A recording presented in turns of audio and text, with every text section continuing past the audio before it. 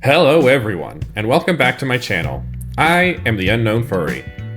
Today's video is my first journal entry.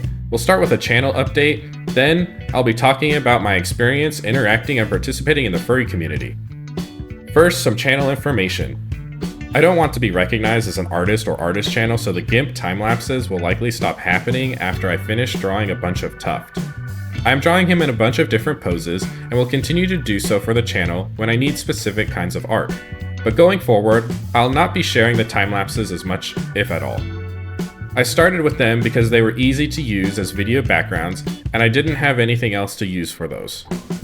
Now that Tuft has been drawn a bunch, I'll transition to using that art to display Tuft acting out my video journal entries as best I can.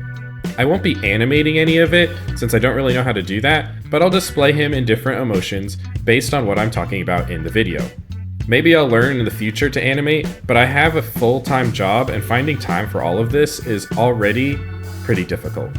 I'm having fun though, and completing pieces like Tuft's art or new videos is very rewarding even if they are pretty scuffed. Everything I make right now is a little rough around the edges, but I love seeing the results even still. Now, what I've been working on in the furry community. I set up some socials for both the channel and myself personally. I refer to myself here as the Unknown Furry, but my gamer tag is Grim and my persona is Tuft, so if you see me using these names, then that social account is for the channel and they are my primary accounts. I've already started making some connections with the furry fandom. I created a Blue Sky account and a Bark account for Tuft, and I'm using my gamer Discord account for interacting on Discord in the furry community. I've also made personal accounts for other socials like X and Facebook and Instagram for anonymous interactions. I interact more with my main accounts Grim and Tuft, since I don't think my videos will skew my notoriety very much. I will likely keep using these accounts more than anything going forward. Enough business, what we really want to know is, how is it all going? I've been interacting for about 2 weeks now. Let's start with Bark. I learned about Bark from an acquaintance in the gaming community. I downloaded the application and set up my profile and had to wait for verification to do pretty much anything on the application. Once verified, I started reading through profiles and joined the ACE group. I like seeing people that were physically near me where a friendship could blossom beyond just the digital realm. The problem I started to notice in Bark was how unfocused everything was in the app and its development.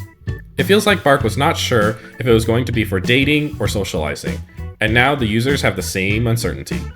I'm not looking for a romantic relationship or to date, so half the application feels tailored against me in that way, and I'm sure it feels the same way for those that are looking for that. I also noticed how inconsistent the notifications were despite me enabling them. People would message me like my profile or pictures, and I would only get the notification half of the time, even in the application itself. I ignored a messenger for 2 days unintentionally because of this, which makes me feel kind of bad. Bark is still a neat application, which I think could be great for finding friends or relationships as long as you keep your profile clear about your goals on the application, as well as reading other profiles carefully to avoid misunderstandings. If I were to make any recommendation, I think the app might benefit from filtering options. This way, someone could filter out relationship seekers, artists, age ranges, or anything really to help better find compatibility in the community. With that little rant out of the way, Bark hasn't really been helpful in my interactions so far, but might become more interesting as I meet people in the community. Blue Sky and Twitter. I'm still working on my account's algorithm, so there's not much to report yet on interacting with the community. Both applications are still trying to figure out that I'm interested in seeing other quirky furry posts and not serious political news, for example. In my little experience though, I have noticed that some people will place warnings of adult-related content in their profiles so that I can avoid them, which I greatly appreciate. I'm not looking for that kind of thing, so it lets me avoid seeing artwork I'd rather not see. As far as these applications go though, I'm not very active in the community with them yet.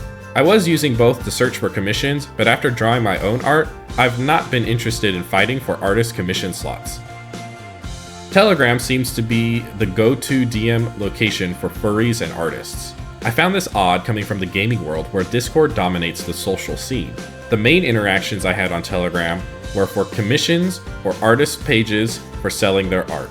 I have also been directed to Telegram to DM random people who have messaged me elsewhere like Discord or Bark to continue conversations. Reddit is still Reddit, and I haven't done much else than scroll through some of the furry subreddits with minimal to no interactions. Lots of memes unique to the fandom were leaving me clueless or flying over my newly fluffy head, so I haven't put much time into Reddit for the furry stuff.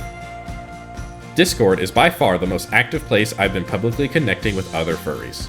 I joined 2 servers. One is the Furry Lounge on my main account, which is the bigger of the 2 servers. The other server I joined was on my secondary private account, which is a smaller server, and I'll leave the name anonymous. Both servers have been incredibly welcoming. I have found though that these servers are nearly identical to gaming Discord servers I have joined in the past. It shows that Discord by itself has its own culture that bleeds across multiple fandoms. One difference I did notice is in the furry servers, it felt a lot more fluffy, both metaphorically and literally. By fluffy, I mean that people were way more willing to just send fluffy emotes and cute furry stickers and have no actual conversations. Literally fluffy. I also found the people to be nicer in the furry servers in general. Not to say gaming-centered servers aren't nice, but when joining, you aren't bombarded with welcomes and hellos and random furry art from random people in the server like I was when I joined both those furry servers. Thinking about it, it's probably more difficult to be toxic to someone with a silly cute fluffy cat profile picture. I am starting to recognize individuals frequenting the different chat rooms. I have also enjoyed my time talking to people in the furry fandom with these servers. I've added several to my Discord friends list already.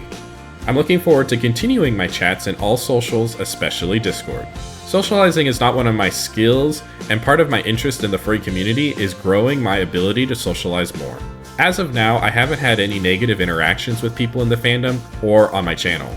My journey is just beginning, and if you want to follow my progress, subscribe to my channel. Leave a like on the video if you enjoy what I'm doing, and comment below with questions for me if you have any. I might answer them directly or in a future video. If you're also a furry, send me a woof in the comments if you're excited to see my progress. Videos should start starring Tuft as my character soon, if not already, since I am almost done with drawing the main emotions I'll need for everything. I plan to shift uploads to once a week. That way I can keep up and put a little more time into those videos. Until then, I am the Unknown Furry, and this is